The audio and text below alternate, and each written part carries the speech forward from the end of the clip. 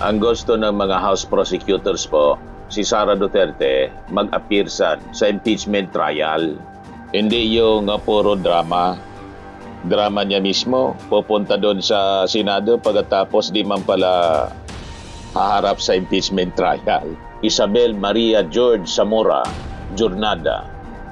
Member po siya ng House Prosecution Panel. Yung presence niya, yung mismong pagsasalita niya, he insisted that the Vice President was merely calling for help should anything happen to her, adding that walang threat, humingi siya ng saklolo sa sambayanan. Dapat lang talaga magpakita siya sa impeachment trial niya. Wala niya kaming idea kung pupunta siya. Ang balita lang namin na nag-inquire sila kung pwede silang magdala ng catering. Nagbabagang mga balita at pagtalakay sa mga isyu ng lipunan. Bulsa, opinyon, banat at paglalantad sa katotohanan. Bulsa, what you see is what you get. You decide. Hello po mga kababayan, si Dante Maravillas. O di ano niya Mr. Maravillas yung mga latest na kaganapan, latest na ganap ngayon. Ito yung balita ngayon mga kababayan mula sa GMA News. Ang gusto ng mga House prosecutors po, si Sara Duterte mag-appear sa impeachment trial. Hindi yung puro drama. Drama niya mismo, pupunta doon sa Senado pagkatapos di man pala haharap sa impeachment trial. Magpapapress con lang pala mga kababayan ng minimorize na Invictus. Isang linya lang pati yung minimorize. Tapos si Zuleika Lopez, mga kababayan, sinupina na si Zuleika Lopez, yung kanyang chief of staff, ayaw ding magsalita. At ang sinabi, prepare for Typhoon Sara. Typhoon Inday pala. Di ba, mga kababayan? Kailangan simulan na po, mga kababayan, ni Sara Duterte. Patunayan na niya yung kanyang pag-amo na bloodbath. Hindi yung puro kwento. Puro ablada, sabi dito sa amin. Puro kasanaan niya tabil. So ito yung hamon ng House prosecutors po. Dapat tumarap si Sara Duterte kung talagang naniniwala siya na hindi siya guilty sa pagbabanta sa ating Pangulong Bongbong Marcos. Pangatawanan na niya na it is a freedom of expression. Di ba, mga kababayan? So sabi po ni House Prosecutor Isabel Maria George Zamora Jornada, member po siya ng House Prosecution Panel. Yung presence niya, yung mismong pagsasalita niya ay kailangan para maipaliwanag niya ng personal yung kanyang side. Tama, hindi yung puro haka-haka tayo tulad ng ginagawa ngayon po ni Panelo. Ipakita ko sa inyo yung palusot ni Panelo, mga kababayan.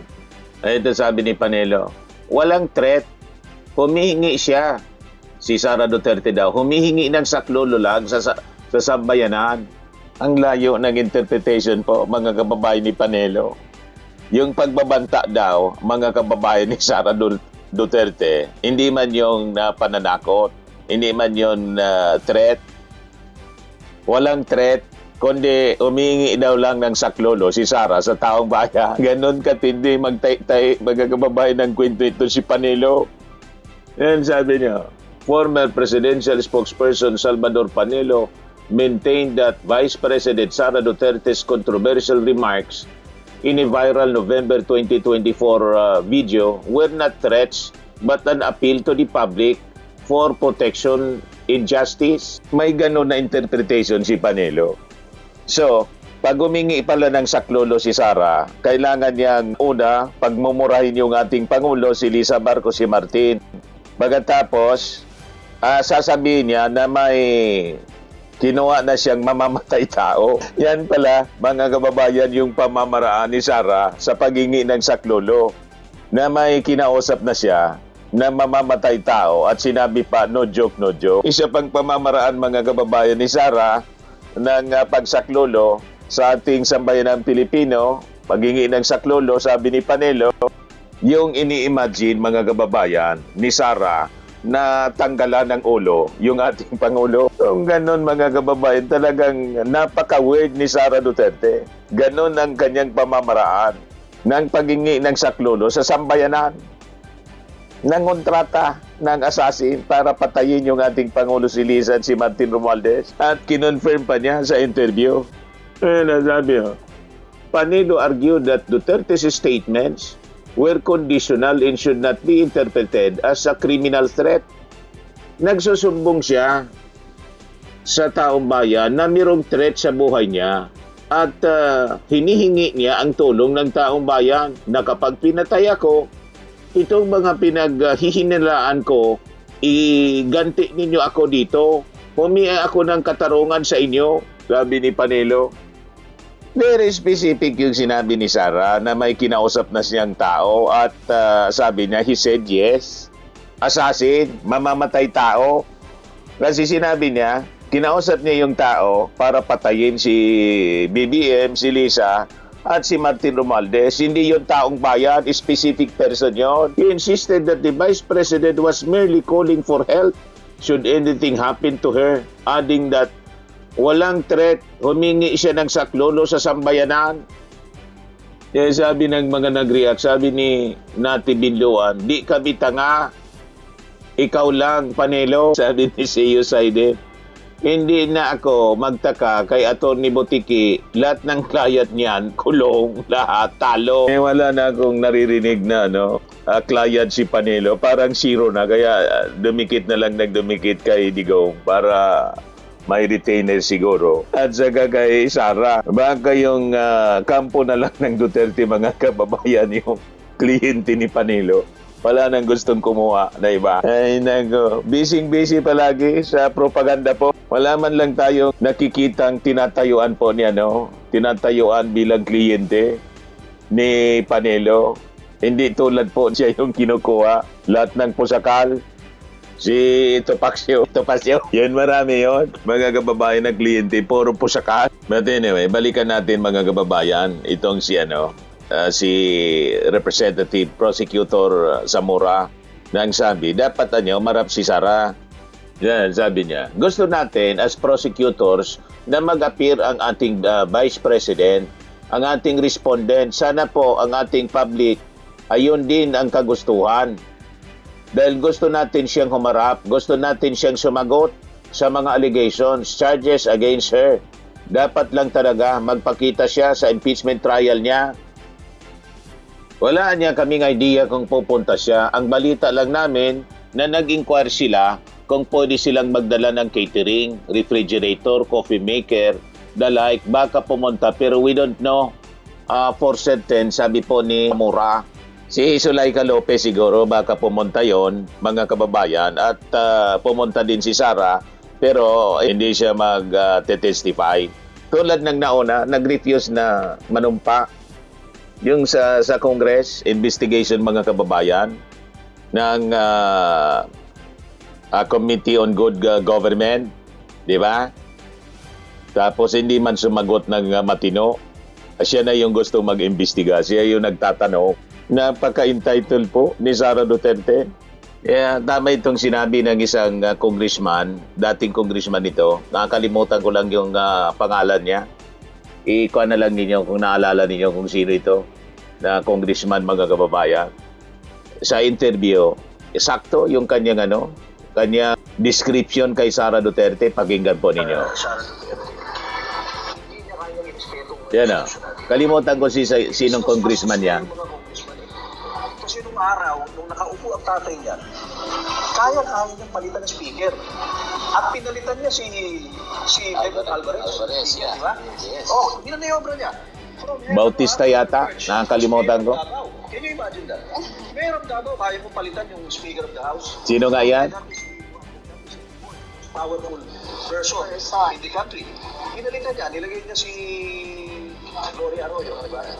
Ngayon, pinatawag niya siya ng Congress, pupunta siya ron, pero ginabastos-bastos siya. Ayaw sumunod. Ayaw niya mag-own, diba? Sisigawan niya, bloodbath daw. Pag hindi na, sige, subukan ng dalhin sa Senate ito, bloodbath ito. Kaya may problema siya. Because of her attitude. She is an entitled brat. She does not want to act like a true vice president. She does not have decorum. Entitled brat niya, si Sara. Yan ang problema. dapat JB Bautista yata yung pangalan niya. ikaw ang susunod Dating congressman. Kung may mangyari kay BBM, ikaw ang magiging pangulo. Oh, di ba dapat pakita mo naman na ikaw ay matinong tao at disente. Tama. Na posibleng maging susunod na Pangulo. Eh, siya ang magiging susunod pagka may nangyari kay BBM Okay. Kaya yung sinabi niya, papapatay niya. Kumuha na siya ng papatay. That's really very self-serving. Hindi ko po ng tao. Oo.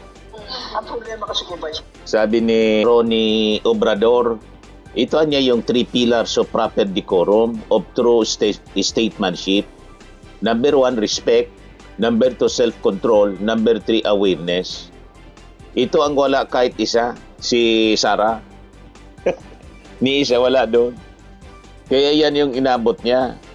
Entitled brat, mga kababayan, si Sara Duterte. Nasanay sa kanyang tatay. Hindi naturuan ng matino. Kasi sabi ko nga, mga kababayan, yung magtuturo, hindi man matino. So, wala talagang matututunan na matino. Di ba po, mga kababayan? Ngayon, i-share ko sa inyo itong opinion, mga kababayan, na pinost ni dating Supreme Court Associate Justice Dolph Asconia. Napakaganda nito na kanyang opinion, mga kababayan, personal opinion, post niya. To whom it may concern, I'm not the sitting chancellor of the Philippine Judicial Academy. I retired from that position in 2021. Neither I am a grandmaster in chess. I am only a chess lover and enthusiast, although sometimes capable of being a worthy adversary.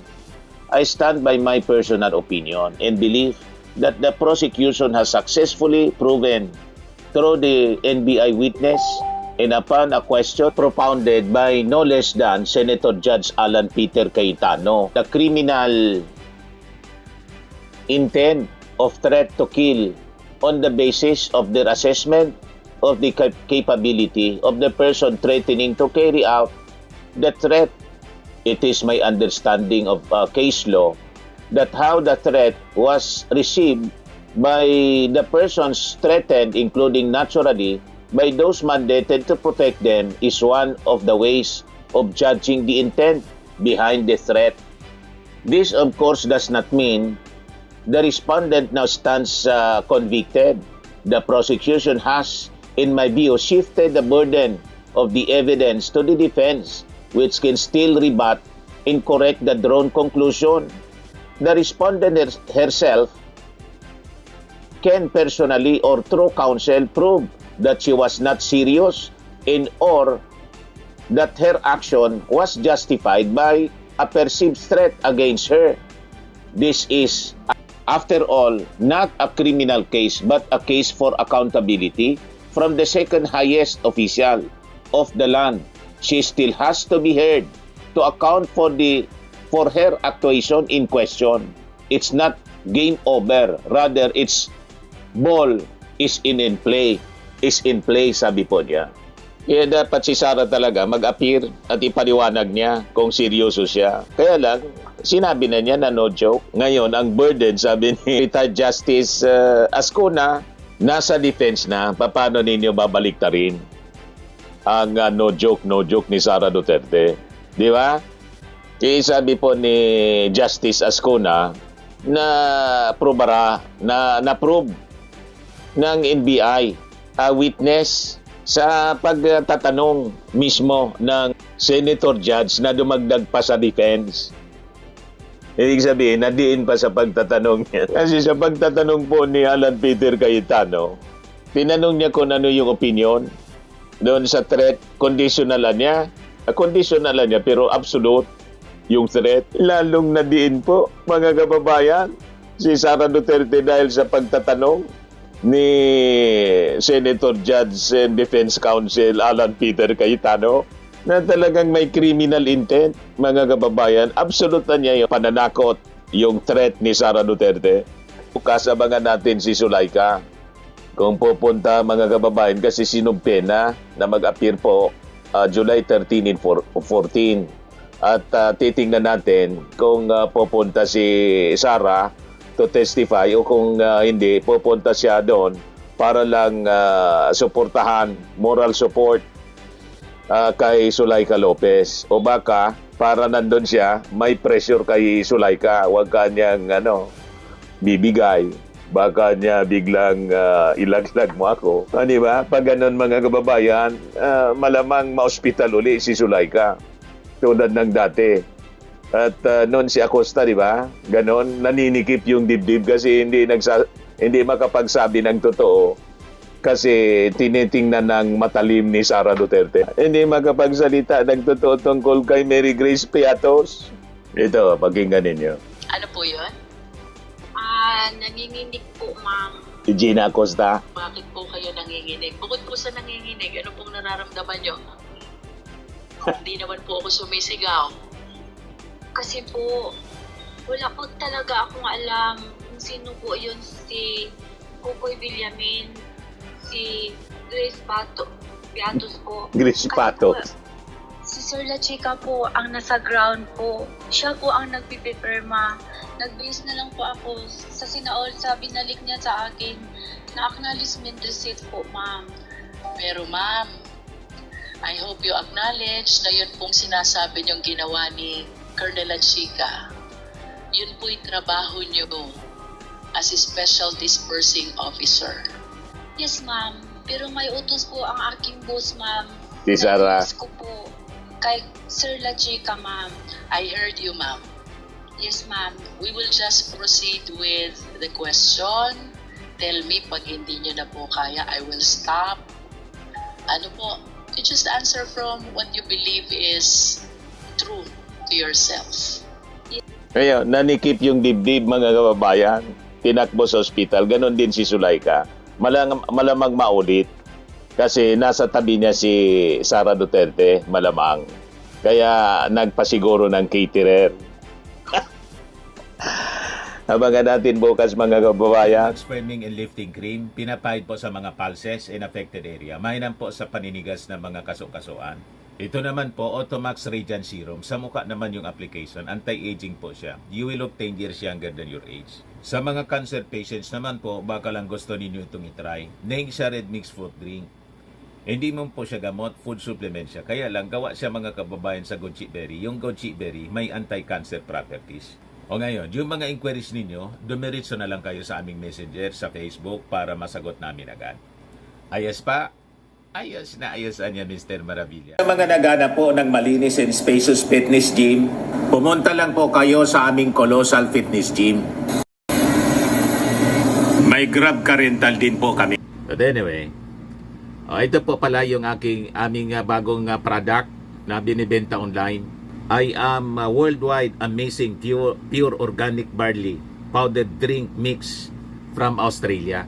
Negosyo to ng aking anak na architect entrepreneur Riz Maravillas. Ayan po. Kontakin na lang po ninyo siya, Riz Maravillas on Facebook. Ang mga health benefits niya, boost immunity, improves digestion, enhance energy levels, packed with antioxidants, prevent cancer. Ito naman po yung bago naming product na binibenta online. Eye Glow Serum, whitening po siya. Tingnan ninyo yung epekto sa aking anak na architect before and now. Yung mga inquiries po ninyo, dumiretso na lang kayo sa kanyang Facebook account, Riz Maravillas.